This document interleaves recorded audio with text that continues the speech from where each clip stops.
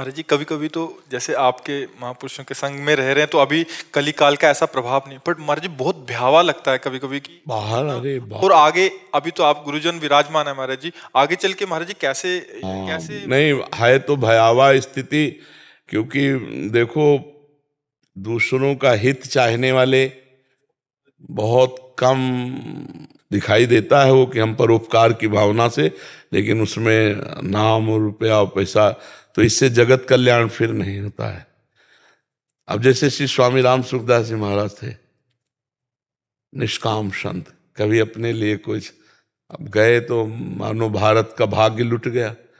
ऐसे संत जो देश मंगल के लिए, जगत मंगल के लिए बहुत कम, मतलब बहुत कम, वो बहुत विचित्र है, मतलब बहुत विचित्र सम। अब ये है कि कलिकाल बढ़ेगा इसी से, जब परमार्थिक संत अंतर ध्यान हो जाएंगे। अभी तो अंगुलियों में गिन सकते हैं, ये तो नहीं कह सकते कि बहुत है, अंगुलियों में गिन सकते हैं निष्काम संत, जिनका उद्देश्य है भगवान की आज्ञा से भगवान का जस गाना, भगवान के लिए गाना, भगवत स्वरूप जगत का मंगल। सर्वे भवन्तु सुखिना सर्वे संतु निरामया, ये बिरले ही हृदय से। बाहर तो, लेकिन अंदर की लालसा क्या है, उसी से जगत मंगल होता है। तो सुबह से लेकर के 11-12 बजे तक भजनानंदी संत भजन करते थे। सुबह 3 बजे 2 बजे बैठ गए और उस भजन का जगत मंगल के लिए प्रयोग करते थे। अब हर समय कान में मोबाइल है, अंतर्मुख कब होने गए? सोचो, वो कुन कुन कुन करता रहता है, थोड़ी देर में अंतर्मुख कब होंगे? 8 घंटे 10 घंटे लगातार मंत्राकार वृत्ति, तब कहीं भगवदानंद की स्फूर्ति होती थी। अब ऐसे ऐसे प्रपंच फैल रहे हैं कि केवल एक तरह से समझ लो नाटक जैसा हो रहा है। असलियत में वो जो बात है ना, वो बहुत मुश्किल की बात रह गई। जो भगवान की प्राप्ति कराने वाला मार्ग है वो गुप्त होता जा रहा है, निष्काम। और अगर हम सेवाएं हैं, जैसे मान लो संत सेवा, भगवंत सेवा, गुरु सेवा, तो भगवान अपने आप व्यवस्था करते हैं, भगवान व्यवस्था करते हैं। अन मांगे आगे आवे को जीव पल्ला। अब ये बात समझ में नहीं आती, उनके भरोसे होके देखो, भगवान के लिए करके। तो अब जगदीश्वर का भरोसा कम रह गया, रुपया का भरोसा ज्यादा रह गया, बैंक बैलेंस का भरोसा नहीं। वो तो रुपया का जहां महत्व है, वो अध्यात्म नहीं हो सकता, ये भी पक्की बात समझो। जहां अध्यात्म का महत्व है, रुपये का महत्व नहीं होगा। 3 चीजें अध्यात्म में रद्दी कर दी जाती हैं, कंचन, कामिनी और कीर्ति, यह अध्यात्म है। और आज प्राण दिए हम इसी के लिए, और इन्हीं का अध्यात्म भंजन करता है, खंडन करता है। पुत्रैषणा, वित्तैषणा, लोकैषणा, इसको जो मिटा दे वो अध्यात्मवान, वही भगवान को बड़ा, मतलब जो सही मार्ग है ना, वो छुपता चला जा रहा है।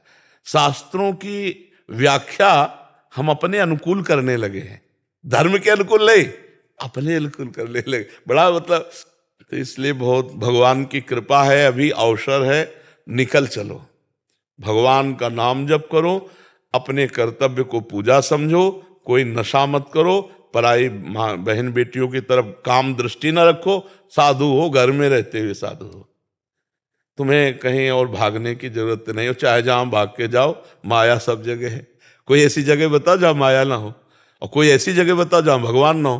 तो जब कहीं भी भाग के जाओ तो माया मिलेगी ना, तो ऐसे ही कहीं भी भाग के जाओ तो भगवान मिलेंगे ना। तो तुम्हारे घर में भी तो भगवान है, जब सर्वत्र है तो तुम्हारे घर में भी है। और अगर माया सर्वत्र है तो कहीं गुफा में जाओगे तो वहीं भी माया पहुंच जाएगी, भागने की जरूरत नहीं। नाम जप करो बस, कोई गंदा नशा न करो, कोई गंदा आचरण न करो, बढ़िया जीवन है। और भगवान की प्राप्ति सहज में होती है, ध्यान रखना, सहज हो जाओ, भगवान के हम हैं। बिगड़ी जन्म अनेक की अबहि सुधरे आज, होई राम को। पहली बात भगवान के हो जाओ, फिर नाम जप, तुलसी तज कुसुमात, गंदे आचरणों का त्याग करके भगवान का नाम जप करती है, सबको भगवत प्राप्ति हो सकती है। पर नाम जपना बहुत कठिन है। गंदे आचरणों का त्याग करना बहुत कठिन है, और हम श्री भगवान के श्री भगवान हमारे ऐसा हर समय ठसक रहना ये बहुत कठिन है। अगर यही धारण कर ले तो मंगल हो जाए। जागृति जी कनाडा से। राधा वल्लभ श्री हरिवंश महाराज जी, आपके चरणों में कोटि कोटि प्रणाम।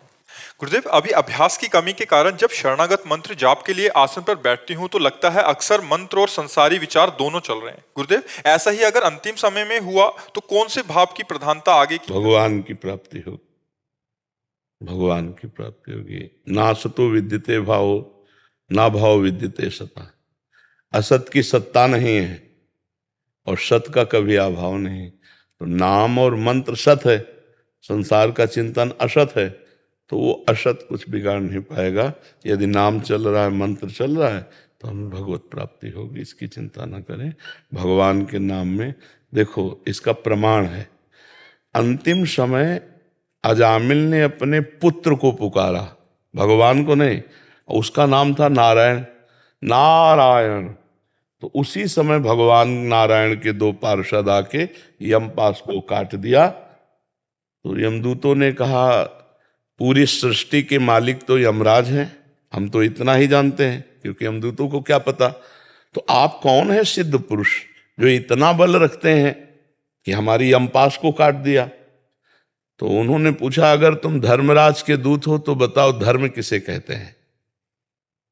तो उन्होंने बताया, जो शास्त्र के अनुकूल चलता है, शास्त्र आज्ञा के, उसे धर्म कहते हैं, और जो शास्त्र के प्रतिकूल चलता है उसे अधर्म कहते हैं।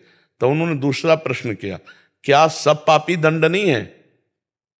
तो उन्होंने कहा, जिन्होंने प्रायश्चित कर लिया पाप का उनको दंड नहीं दिया जाता, और जिन्होंने पाप का प्रायश्चित नहीं किया वो दंडनीय है। तो उन्होंने कहा कि ये सब पापों का प्रायश्चित कर लिया, क्योंकि मरते समय अंतिम समय नारायण ये जो 4 अक्षर निकले तो सब पापों का प्रायश्चित हो गए।